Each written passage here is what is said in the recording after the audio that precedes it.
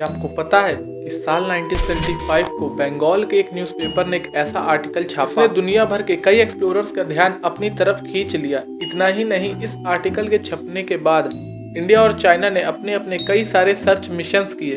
तो आखिर ऐसा क्या था उस आर्टिकल में जिसके कारण दोनों ही देशों ने कई सारे सर्च ऑपरेशंस किए। तो हेलो फ्रेंड्स, मेरा नाम है रचित और आप देख रहे हैं हमारे चैनल की एक नई series walk the mysteries. So let's walk the mysteries together.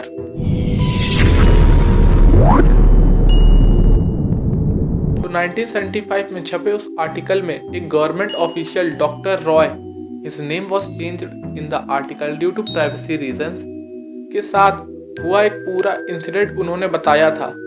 उस आर्टिकल में उन्होंने बताया कि जून के महीने में उन्हें उनके सीनियर्स के द्वारा हिमाचल प्रदेश के एक छोटे से नगर में 12 लोगों के मिस्टीरियसली गायब होने के केस को इंस्पेक्ट करने के लिए जाना होगा।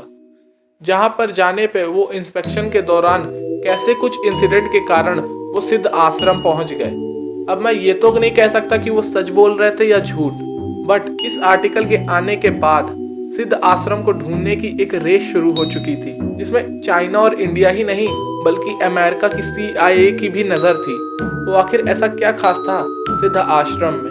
सो फ्रेंड्स, इससे पहले कि हम सिद्ध आश्रम की इम्पोर्टेंस के बारे में जानें, पहले हमें ये जानना होगा कि आखिर सिद्ध आश्रम है क्या, जो कि हम जानेंगे हमारे पहले अध्याय में।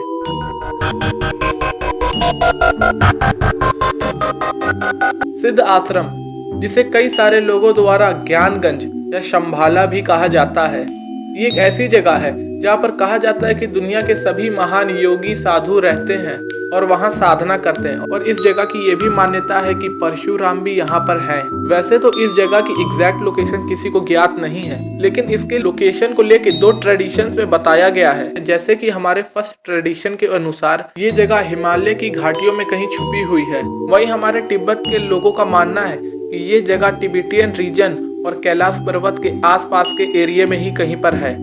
अगर आप सिद्ध आश्रम के बारे में ज़्यादा नहीं जानते होंगे तो आपको लगेगा कि ये सब उस 1975 में छपे हुए आर्टिकल के कारण हो रहा है। ऐसा आपका मानना बिल्कुल गलत होगा। क्यों? क्योंकि इसके बारे में हम जानेंगे हमारे अगले अध्याय में।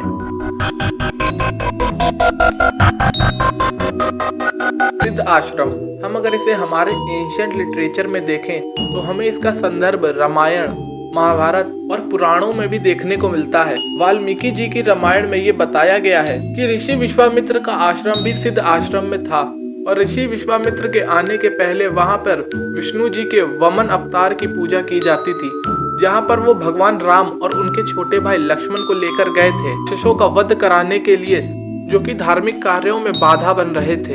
हमें सिद्ध आश्रम का वर्णन नारद पुराण में भी देखने को मिलता है, जिसमें हमें उसे ऋषि सूता का आश्रम बताया गया। तो दोस्तों, आज के एपिसोड्स के लिए बस इतना ही।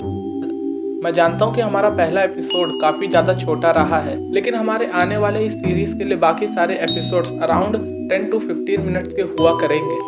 तो अगर आपको वीडियो पसंद आए तो इसे लाइक कीजिएगा, चैनल को सब्सक्राइब करके नोटिफिकेशन बेल को ऑन करना मत भूलिएगा, ताकि आपको हमारे आने वाले एपिसोड सेकंड की नोटिफिकेशन सबसे पहले मिले। दिस इज योर फ्रेंड रचित, signing off